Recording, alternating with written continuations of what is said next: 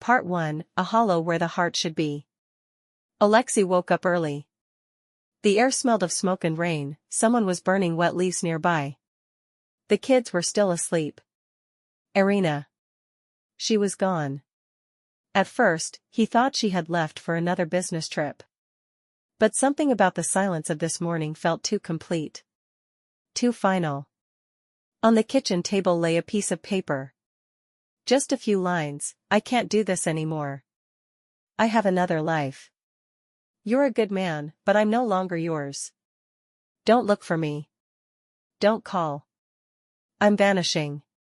There was no signature, only an empty wine glass and her wedding ring. Alexei held that ring in his palm as if it were a heart ripped out. He didn't cry, not right away. It was as if someone had turned off not just his emotions, but time and space itself. Marichka came down the stairs, rubbing her eyes. Where's Mom? Part 2, The Whisper of the Forgotten. Months passed.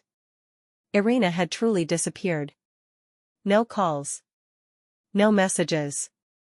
She'd simply dissolved into thin air. Neighbors gossiped. One old woman claimed she saw her in a black Lexus with license plates she couldn't recognize. Another swore she saw her in a church in Ivano-Frankivsk, under a different name. Alexei sank into silence. The children became quiet too. Taras began talking to himself, whispering to someone invisible, calling them at night.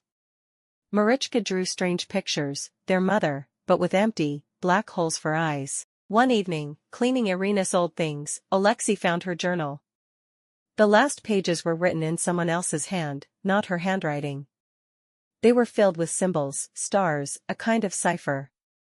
One phrase was underlined, I met the ones who walk without flesh. They showed me how to escape time. And I escaped. Forgive me. Part 3, The Edge of Reality. Alexei began researching. Old books, dark online forums, anonymous emails.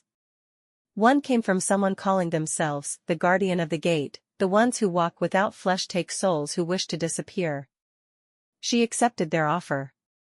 You can still bring her back. But it will cost you yourself. He didn't hesitate. He replied, I agree. That night, he went to the forest, where, according to legend, stood an ancient stone gate. He didn't tell the children. He left a letter, I don't know if I'll return, but if I do, not as your father, but as something else, please forgive me.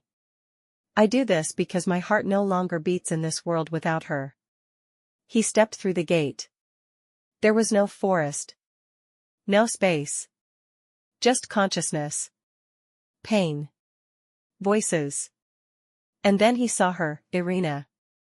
She was made of light and shadow, beautiful and terrifying all at once. She spoke, Why have you come? You shouldn't be here. I want you back. The children cry every night. I can no longer be human. But I can be a dream. Alexei woke up in a hospital. He had been in a coma for 3 days. The gate had vanished. But from that night on, every evening, the children dreamed of their mother. She would come to Taras, tuck him in. Read Marichka stories. She was no longer with them, but never truly gone. Alexei stopped writing. He spoke softly each day, to someone no one else could see. Full moon epilogue, forever in the shadow. When Marichka grew up, she wrote a book, Those Who Remain, the story of a father who walked into another world for love. On the last page was written, This isn't a fairy tale. It's a prayer. This isn't fantasy. It's memory. Mama became light. Papa became earth. And we are children between worlds. Epilogue, memory instead of flesh. Marichka never returned. But from time to time, in dreams deep enough, when the sky turns dark blue and the moon glows like it did in childhood, she comes. She reads to Taras. She adjusts her mother's blanket. And she whispers, I didn't stay behind. I am here. In you. Always. The return. The next morning, in that same forest, near the old oak, a forest ranger found 2 people, a young man and a woman in her 40s, pale but alive. They didn't remember how they got there. But they knew one thing, they had to go home. Taras wept when he saw himself in a mirror. He saw Marichka, in the final moment. Her smile, still that of a child. Irina said nothing. She was no longer the one who left. She was something more, softer, rooted, glowing. And in the sky, among the clouds, a symbol appeared. That same symbol. It vanished in a blink. A key from the past. One day, Marichka received a package with no return address. Inside was a silver pendant shaped like an eye, the same symbol that once appeared on their ceiling. A card lay beneath it, when you are ready, enter together.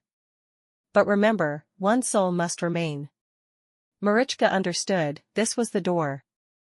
That evening, they went to the forest.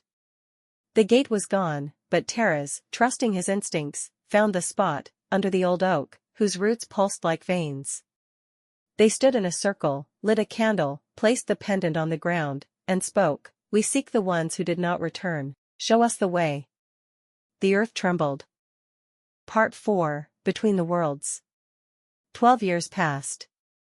Marichka was now 22, studying neuropsychology and secretly researching shared dreaming phenomena. Her thesis focused on what most psychiatrists dared not name, contact through dreams. Taras, now 18, was withdrawn, quiet, brilliant. He composed music that, as people online claimed, invoked dreams.